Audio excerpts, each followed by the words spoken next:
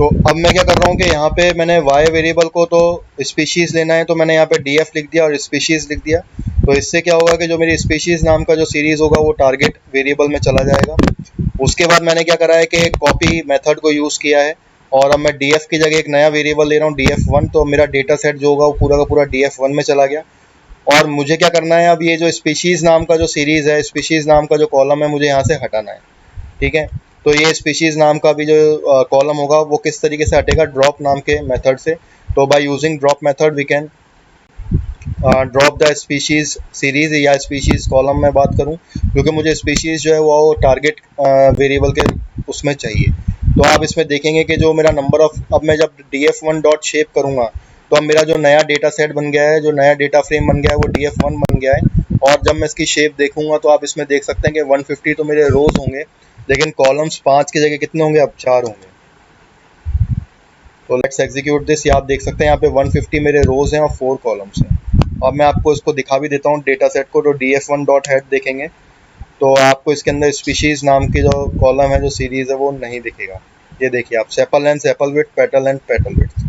तो अब स्पीशीज को हमने हटा दिया इस डेटा सेट से, क्योंकि वो हमारे को किस तरीके से चाहिए, हमें वो चाहिए आउटपुट वेरिएबल के तौर पर। अब मुझे क्या करना है, df1 को बना देना है कैपिटल X। तो this capital X variable is used for the input variables. तो ये मेरे एट्रीब्यूट्स हैं, मेरे पैरामीटर्स हैं। टारगेट की अगर मैं बात करूं तो टारगेट आप देख सकते हैं, टारगेट मेरे क्या होने वाले हैं, ये देखिए आप, ये मेरे सारे टारगेट हैं। तो आप देख सकते हैं इसमें पहली 5 और आखिरी की 5 यहाँ देख सकते हैं। लेकिन इसके अंदर एक प्रॉब्लम है, मैंने आप लोगों को पहले ही बताया था कि ये सब की सब जो है स्ट्रिंग फॉर्म में है, सेटोसा, वर्जिनिका और तीसरी जो स्पीशीज़ है वो आप देख सकते हैं। तो अब इसको मेरे को क्या करना है, इसको मेरे को न्यूमेरिकल फॉर्म में चेंज करना है।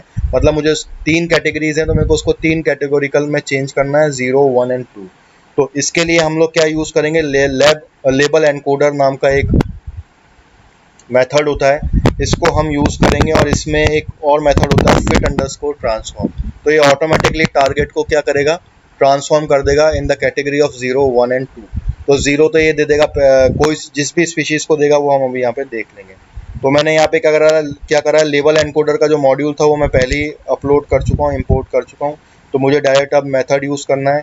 उसका नाम मैंने दे दिया le नाम से मैंने उसका वेरिएबल बना दिया। अब उसके बाद मैंने le dot fit underscore transform. तो जब मुझे कोई भी चीज़ को ट्रांसफॉर्म करना होता है तो फिट अंडरस्कोर ट्रांसफॉर्म नाम का एक मेथड है। किससे मुझे ट्रांसफॉर्म करना है, टारगेट को ट्रांसफॉर्म करना है। ठीक है, क्योंकि मैं टारगेट बना चुका हूँ। और फिर मैं क्या कर रहा हूँ, उसी टारगेट में ही मैं उसको सेव कर ले रहा हूँ। तो अब जो मेरा अभी जो स्ट्रिंग फॉर्म में जो डेटा था, अब वो कैसे हो जाएगा, मेरा कैटेगोरिकल फॉर्म में हो जाएगा ऑटोमेटिकली। तो यहाँ पे मैं उसको देख भी रहा हूँ, तो आपको मैं दिखाता हूँ, मैं उसका प्रिंट आउट भी ले रहा हूँ, तो आप देखेंगे कि उसका आउटपुट भी आपको दिख जाएगा। ये देखिए, अब वो इस तरीके के अरे फॉर्म में आ गया है, जिसमें उसने पहली कैटेगरी को, जो पहली स्पीशीज़ है, उसको 0 कर दिया, दूसरी स्पीशीज़ को 1 एनकोडिंग दे दिया, तीसरी स्पीशीज़ को 2 एनकोडिंग दे दी है। ठीक है, ये देखिए स्टूडेंट्स, ये जो डेटा सेट है ये बहुत ही आइडियल डेटा सेट है। इस तरह का रियल डेटा सेट नहीं होता है। ठीक है, जिसमें कोई भी प्योरिटी नहीं हो, कोई भी प्रॉब्लम नहीं हो। ठीक है, तो इस तरीके से मेरा डेटा जो है ट्रांसफॉर्म हो चुका है। तो just for the sake of understanding and just for the sake और टू गेट द नॉलेज के किस तरीके से how the decision tree algorithm works and how we are going to implement it by using Python, तो वो अभी हम सिर्फ समझने के लिए इसको देख रहे हैं। बाकी in the real time scenario real जो डेटा सेट्स होते हैं वो इस तरीके से नहीं होते हैं।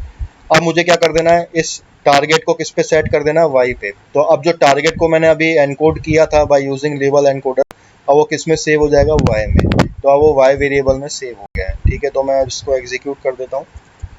सो बाय एग्जीक्यूटिंग दिस कमांड, अब जो मेरा टारगेट वेरिएबल होगा वो वाई वेरिएबल में हो जाएगा। ठीक है, अब इसके बाद मुझे क्या करना है, अब इसके बाद मेरे को स्प्लिट करना है। तो स्प्लिट करने के लिए आप लोगों को पता ही है कि हमें ट्रेन टेस्ट स्प्लिट नाम का एक जो मेथड है उसे यूज़ करना है।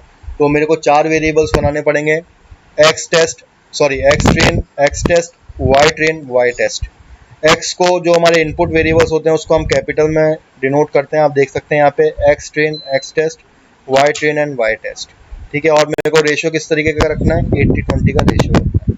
यहाँ पे मैंने रखा train test split method use किया, इसमें मैंने पास किया एक्स वाई और टेस्ट की साइज़ मैंने 0.2 रखी और रैंडम स्टेट 42। मतलब 42 डेटा पॉइंट्स मेरे रैंडमली आएंगे इसके अंदर। तो 42 मैंने इसकी डेटा सेट रैंडम स्टेट रखी है। फाइन।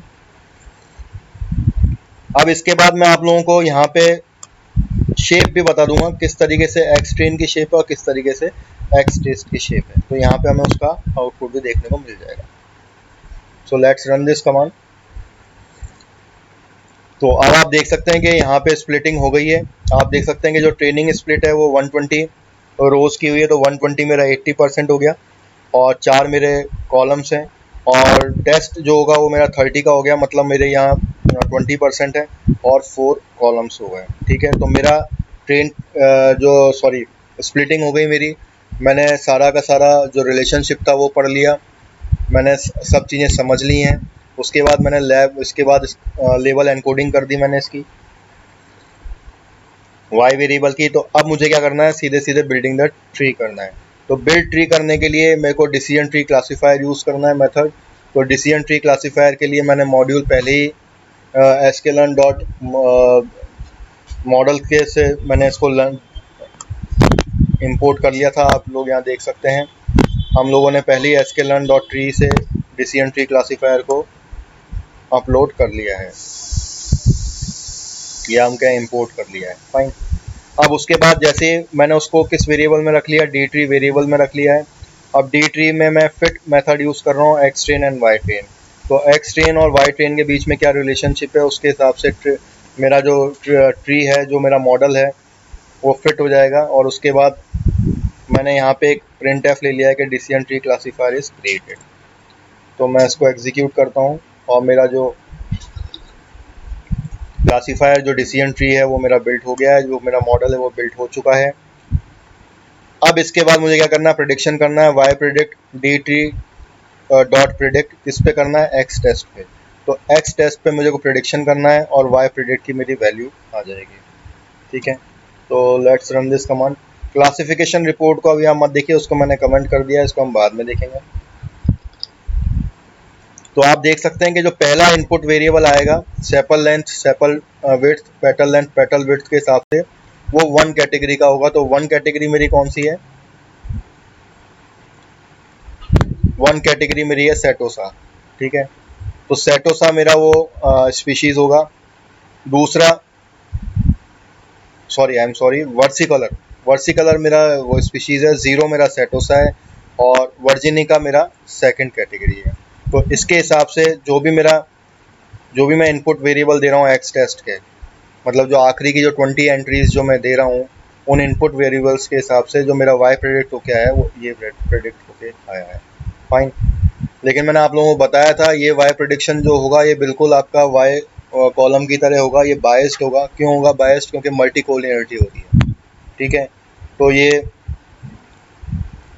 काफ़ी ओवर फिटिंग का जो होगा वो शो करेगा आपको। तो आप इसका स्कोर देखेंगे तो आपको स्कोर देखेंगे इसका तो वो आएगा 1। ये देखिए आप इसका जो है स्कोर आ रहा है वो 1 आ रहा है।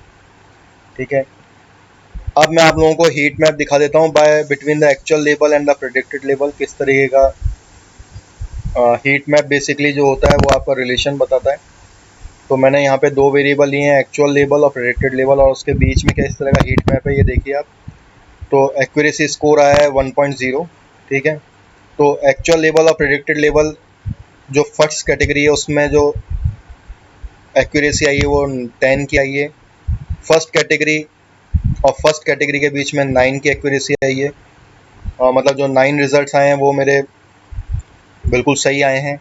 और सेकंड कैटेगरी में देखेंगे आप तो 11 के करीब जो मेरे रिजल्ट्स आए हैं वो बिल्कुल सही आए हैं। ठीक है, तो इस तरीके से हम एक्यूरेसी को चेक कर सकते हैं। एक्यूरेसी का जो पैरामीटर है वो 10 तक का है, तो काफ़ी अच्छी एक्यूरेसी दिखाई है इसने, 10, 9 एंड 11। तो बहुत ही अच्छी एक्यूरेसी दिखाई है। वो एक अच्छी ओवर फिटिंग वो इसलिए दिख रही है क्योंकि मल्टी कोलिनियरिटी है। ठीक है, तो वो किस तरीके से हटाई जाती है that is beyond the syllabus. मैंने आप लोगों को बताया था तरीका। इसका एक स्टैंडर्ड रेगुलराइजेशन टेक्निक होती है which is known as L1 and L2। ठीक है, इसको हम टाइप 1 एरर और टाइप 2 एरर भी बोलते हैं, but that is the beyond the concept, beyond the syllabus part अगर आप लोगों को चाहिए, उसको समझना है अगर आपको, तो हम बाद में डिस्कस कर सकते हैं इफ़ यू वांट, ठीक है। तो इस तरीके से हम लोगों ने यहाँ पे देख लिया। अब हम लोगों ने हीट मैप देख लिया between the actual level and the predicted level, तो आप लोगों को अब समझ में आ गया होगा।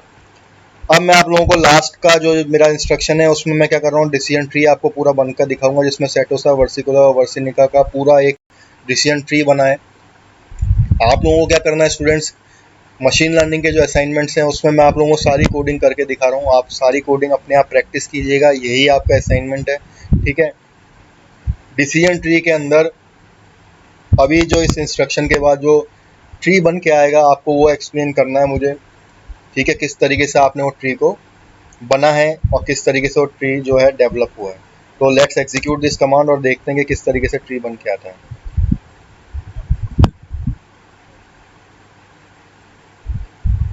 Here it is. तो आप देख सकते हैं कि पूरा का पूरा डिसीजन ट्री इसके अंदर बन के आ गया है, ये देखिए आप। So this is my root node. Root node के बाद इस तरीके से इसने डिसीजन ट्री बनाया है।